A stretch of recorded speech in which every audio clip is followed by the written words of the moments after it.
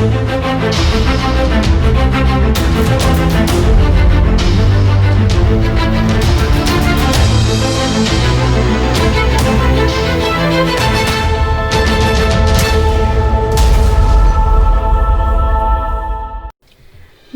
Next generation news channel में आप सभी का स्वागत है। आज आपके सामने मैं हूं सपना सिंह। आज आप देखेंगे मेरे साथ पुणे के दिन भर की सारी खबरें। वाघोली के बीजेएस कॉलेज में स्थापित कोविड केंद्र में कोरोना रोगियों के खराब सुविधा का हुआ खुलासा। वाघोली के भारतीय जैन संगठन बीजेएस कॉलेज में एक कोरोना वायरस के रोगी ने खराब सुविधाओं का खुलासा किया है, जहां 300 बेड का कोविड केयर सेंटर स्थापित किया गया है। मरीज का वीडियो सोशल मीडिया पर व्यापक रूप से साझा किया जा रहा है। उन्होंने मरीजों से अपील की कि वे केंद्र पर नहीं बल्कि इलाज के दौरान घर पर रहें। मैंने सोमवार को सकारात्मक परीक्षण करने के बाद मुझे होम संगरोध की सलाह दी थी, लेकिन बाद में मेरे घर पर एक एम्बुलेंस भेजी गई और मुझे यहाँ लाया गया। यह बहुत ही अनहेल्दी है, जिसमें कोई उचित पेयजल नहीं है। यह हर जगह अशुद्ध है। पिछले 24 घंटे में कोई भी डॉक्टर मेरी जांच करने के लिए नहीं आया। यह वीडियो में कहते हुए सुनाई दे रहा है। वे आगे कहते हैं, हमें नाश्ता या पानी उपलब्ध नहीं कराया जा रहा है। मैंने पानी की बोतलें खरीदी हैं, इसलिए मैं मरीज से अपील करता हूं कि वे इस तरह के अनहोनी की वजह से इलाज के लिए घर पर ही रहें। स्थानीय स्वास्थ्य विभाग के अधिकारियों के अनुसार रोगी को होम क्वारंटाइन नियमों का उल्लंघन करने के लिए केंद्र में लाया गया था। एक अधिकारी ने कहा, हम यहाँ मरीजों को सेवाएं देने की पूरी कोशिश कर रहे हैं। पुणे एमआईडीसी में 3.65 लाख औद्योगिक कामगारों ने चालू तालाबंदी के दौरान किया काम। पुणे क्षेत्र के 17 महाराष्ट्र औद्योगिक विकास निगम एमआईडीसी क्षेत्र में काम करने वाले कम से कम 3.65 लाख कर्मचारियों ने दैनिक आधार पर काम करने की सूचना दी, क्योंकि 14 जुलाई को तालाबंदी शुरू हुई थी। जिन उद्योगों ने सुचारू रूप से कार्य किया था, उनमें सूचना प्रौद्योगिक उद्योग, औद्योगिक प्रतिष्ठान, सूक्ष्म लघु शामिल थे और मध्यम उद्यम और कृषि प्रसंस्करण उद्योग। एमआईडीसी के क्षेत्रीय अधिकारी अजित देशमुख ने कहा, पुणे के पुलिस आयुक्त के वेंकटेशम ने सभी कंपनियों के मानव संसाधन विभाग को सभी कर्मचारियों का वितरण प्रस्तुत करने और संबंधित पुलिस स्टेशनों के साथ प्रमाणित करने के लिए कहा था, जिसके तहत उनकी कंपनियां स्थित थी। मानव संस्थान प्रबंधक पुलिस स्टेशन पहुंचे, कर्मचारियों के नाम वाले आवेदन पत्र सौंपे और दस्तावेज को प्रमाणित किया। पिछले 4 दिनों के लॉकडाउन में यात्रा से संबंधित मुद्दों का सामना करने वाले अपने कर्मचारियों के बारे में किसी भी कंपनी की एक भी शिकायत नहीं हुई है। नियमों के अनुसार कंपनियों को 15% कर्मचारियों की क्षमता के साथ काम करने का विकल्प दिया गया और घर से काम करने की भी अनुमति दी गई, अगर कर्मचारी बाद के लिए विकल्प चुनते हैं। एचआर और पुलिस विभाग ने कंपनी के कर्मचारियों के लिए कंपनी के पहचान पत्र को ले जाना अनिवार्य कर दिया। 2020 में कोई ढोल ताशा नहीं, गणेश उत्सव के लिए पुणे की सड़कों पर सन्नाटा। प्रत्येक वर्ष गणेश उत्सव की शुरुआत ढोल और ताशा की ध्वनि के साथ होती है, क्योंकि 10 महीने के पहले दिन 22 अगस्त को घरों में गणपति की मूर्ति का स्वागत करने के 1 महीने पहले से ही मंडली पथक प्रैक्टिस करना शुरू कर देते हैं। दिन का त्योहार, मूर्ति की स्थापना के बाद हर दिन ढोल ताशा पथक प्रदर्शन करते हैं। अंतिम दिन के साथ विसर्जन ढोल ताशा प्रदर्शित करता है, कोरियोग्राफ किया जाता है और सबसे अधिक 8 घंटों की प्रदर्शन मैराथन इस साल वहां सन्नाटा है। पुणे में एक भी सड़क या क्षेत्र में अभ्यास सत्र नहीं चल रहा है। कोविड-19 महामारी के कारण गणपति उत्सव का कोई सार्वजनिक उत्सव नहीं होगा। महाराष्ट्र ढोल ताशा महासंघ पुणे में ढोल ताशा पथकों को नियंत्रित करने वाली छत्री संस्था ने इस सभी पथक को अभ्यास सत्र आयोजित नहीं करने या सुरक्षा कारणों से इस वर्ष त्योहार के दौरान प्रदर्शन करने का निर्देश दिया है। इसके बजाय पाठक समाज की मदद के लिए तालाबंदी के दौरान सामाजिक गतिविधियों में लगे रहे। इस साल पुणे में कहीं भी ढोल ताशा के पितर अभ्यास नहीं कर रहे हैं। सभी के लिए प्राथमिकता सुरक्षा है और इसलिए हमने गणपति उत्सव के दौरान किसी भी तरह के सार्वजनिक उत्सव या विसर्जन जुलूस में शामिल नहीं होने का फैसला लिया है। वास्तव में हमारे अधिकांश प्रमुख देशभक्त सामाजिक कार्य कर रहे हैं। भोजन के पैकेट वितरित करना या जरूरतमंदों को राशन किट प्रदान करना इन सदस्यों ने अपनी बचत से धन का योगदान दिया है। साथ ही पुणे और पिंपरी चिंचवड़ में अब तक 700 सदस्यों ने रक्तदान किया है। महासंघ के अध्यक्ष पराग ठाकुर ने कहा, हमने पुणे में संगीत बैंड समूहों के सदस्यों के 250 परिवारों को राशन किट प्रदान की है, क्योंकि वे पूरी तरह से आर्थिक रूप से निर्भर हैं। महाराष्ट्र में कोरोना के 9,518 नए मामले, वहीं 258 लोगों की मौत। महाराष्ट्र में कुल 3,906 रोगियों की छुट्टी कर दी गई है, जबकि वहीं 9,518 नए कोविड-19 मामले आज सामने आए। आज राज्य में 200 से अधिक कोविड-19 की मौतें हुई हैं। राज्य में केस की मृत्यु दर 3.82% है। राज्य के स्वास्थ्य मंत्री राजेश टोपे ने बताया कि महाराष्ट्र राज्य में कोविड-19 रोगियों की वर्तमान संख्या 3,10,455 है। स्वास्थ्य विभाग के अनुसार 1,69,569 मरीज ठीक हुए हैं, जबकि राज्य में केस की मृत्यु दर 3.82% है। आज तक राज्यों में 1,28,730 सक्रिय मामले हैं। राज्य में रिकवरी दर 54.62% है, जबकि राज्य में मृत्यु दर 3.82% है। वर्तमान में 7,54,370 लोग घरेलू संगरोध में और 45,846 लोग संस्थागत संगरोधक में हैं। सावधान, बारिश में भी चरम पर होगा कोरोना संक्रमण, ठंडी में भी तेज फैलेगा कोरोना।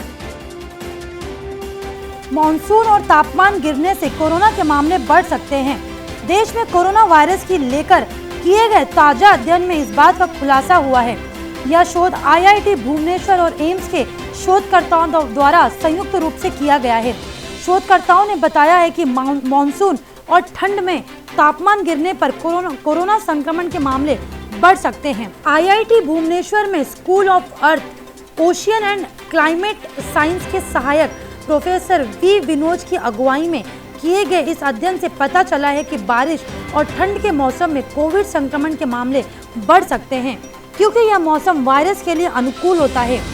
भारत में कोरोना के प्रसार की तापमान और अपेक्षित आर्द्रता पर निर्भरता शीर्षक रिपोर्ट में अप्रैल और जून के बीच 28 राज्यों में कोरोना वायरस के प्रकोप और संक्रमण के मामलों की संख्या को ध्यान में रखा गया है। प्रोफेसर वी विनोज ने बताया है कि शोध के दौरान पता चला है कि जब तापमान बढ़ता है तो वायरस के प्रसार में गिरावट आती है। उन्होंने बताया कि अध्ययन के अनुसार 1 डिग्री सेल्सियस तापमान बढ़ने पर कोरोना संक्रमण मामलों में 0.99% की कमी आती है। इससे मामलों को दुगना होने का समय 1.13 दिनों तक बढ़ जाता है। अध्ययन में यह भी पाया गया है कि अपेक्षित आर्द्रता में वृद्धि से कोरोना वायरस मामलों की वृद्धि दर कम हो जाती है और दुगना होने का समय 1.18 दिनों तक बढ़ जाता है। गोवा के अस्पतालों में कोरोना के वैक्सीन की तैयारी पूरी, आज से शुरू होगा मानव परीक्षण। उत्तरी गोवा स्थित एक निजी अस्पताल सोमवार को संभावित कोविड-19 वैक्सीन के मानव परीक्षणों की प्रक्रिया शुरू करेगा। रेडकर अस्पताल उत्तरी गोवा के पेरनम तालुका में स्थित है। यह भारत बायोटेक इंटरनेशनल लिमिटेड द्वारा विकसित कोवैक्सीन के मानव परीक्षणों के लिए सूचीबद्ध 12 संस्थानों में से एक है। रेडकर अस्पताल में परीक्षण कर रहे धनंजय लाड ने कहा, हम गोवा से 10 स्वयंसेवकों का चयन करेंगे, जिनके स्वैब के नमूने कल उन पर वास्तविक परीक्षण शुरू करने से पहले दिल्ली भेजे जाएंगे। उन्होंने कहा, हम औचक चयन नहीं कर रहे हैं, हम पहले परीक्षणों के लिए उनकी पात्रता की जांच कर रहे हैं। दिल्ली से रिपोर्ट आने के बाद ही हम परीक्षण करेंगे। कोरोना वैक्सीन ट्रायल के लिए चाहिए थे 100 लोग, लेकिन हजारों की ज्यादा से लगी लाइनें। एम्स में होने वाले कोविड-19 के एंटी वैक्सीन के ह्यूमन ट्रायल में शामिल होने के लिए वॉलंटियर्स के बीच होड़ लग गई। शनिवार शाम को एम्स की एथिक्स कमेटी से ट्रायल को मिली मंजूरी के बाद अस्पताल ने वॉलंटियर्स बनाने की एक छोटी सी अपील की थी। इसके बाद अगले कुछ घंटों के अंदर 1000 से भी ज्यादा लोग एम्स से संपर्क कर चुके हैं, जबकि एम्स में फेज 1 के इस ट्रायल में सिर्फ 100 लोगों को ही शामिल किया जा सकता था। उम्मीद है कि अगले 2 से 3 दिन में ट्रायल शुरू हो जाएगा। एम्स में कोविड वैक्सीन प्रोजेक्ट के प्रिंसिपल इन्वेस्टिगेटर के कम्युनिटी मेडिसिन के प्रोफेसर डॉक्टर संजय राय ने कहा कि ट्रायल के लिए वॉलंटियर्स बनाने के लिए जो फोन नंबर जारी किया गया था, उस पर लगातार कॉल आ रही है।